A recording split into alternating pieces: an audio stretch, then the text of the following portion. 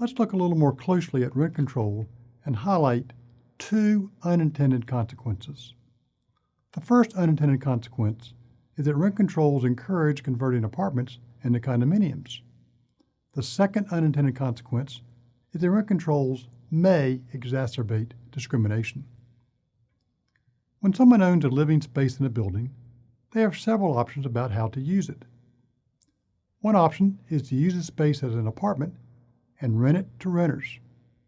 When rented, the landlord's revenue equals the rent the renter pays each month. The present value of these rents, less maintenance, expenses, taxes, etc., equals the total monetary benefit to the owner when she decides to use the space as an apartment. Another option for the space is to sell it as a condominium. When she sells the space as a condominium, the buyer pays the purchase price but does not pay rent. The total monetary benefit to the owner when she sells a condominium is the purchase price less any transaction cost, taxes, etc. When the market sets the rent paid for an apartment, the monetary benefit to the landlord of using the space as an apartment will be close to the purchase price the market sets for condos. Rent controls, however, drive a wedge between the monetary benefits. Since rents decrease, the monetary benefit of keeping the space as an apartment decreases. However, people are willing to pay more than the ceiling set by rent controls and are having a difficult time finding vacant apartments because of the shortage. Therefore, the willingness to pay for a condo is at least as high as it is without rent controls, and the monetary benefit of using the space as a condo does not decrease and may increase.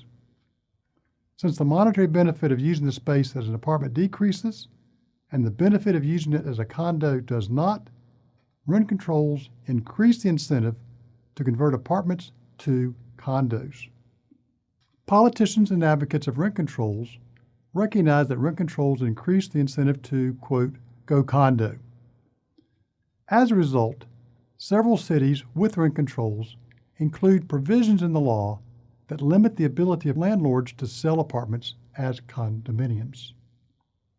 Despite these restrictions, a recent study finds that landlords are 8 percentage points more likely to convert rent-controlled apartments to condos than the control group. The earlier notes also point out that rent controls lead landlords to use something other than price to allocate apartments among potential renters. One way to allocate apartments besides price is for landlords to rent to preferred groups of people and not to rent to people they don't prefer. Therefore, rent controls may exacerbate discrimination. Let's consider the cost of rejecting a qualified prospective tenant with and without rent controls. The cost of rejecting a qualified tenant equals the expected loss of revenue caused by the delay in renting the apartment. This expected loss is small when rent controls depress rents because the resulting shortage decreases vacancy rates.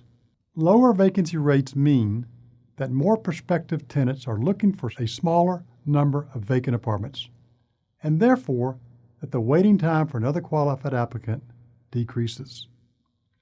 With a shortage, a landlord may be able to fill the apartment immediately after it becomes vacant by selecting an applicant from a waiting list. The lower cost of rejecting a qualified applicant reduces the opportunity cost of exercising personal preferences about the types of applicants to reject. Rejecting someone because of characteristics unrelated to being a good tenant is less costly because the expected extra time needed to find the right kind of tenant is shorter. Therefore, the opportunity cost of rejecting someone because of their gender identity, sex, race, ethnicity, or religious and political beliefs is lower when rent controls create shortages of apartments. Since the opportunity cost is lower, economics predicts that landlords with preferences against these types of people would discriminate more against them when rent controls create shortages, all else constant. Laws against discrimination increase the opportunity cost of rejecting a prospective tenant because of their gender identity, sex, race, ethnicity, or religious and political beliefs. Therefore, these laws tend to reduce the extent to which landlords discriminate. However, not everyone follows the law. The book points out that laws against discrimination are difficult to enforce. The opportunity cost of discrimination decreases as the probability of legal punishment decreases.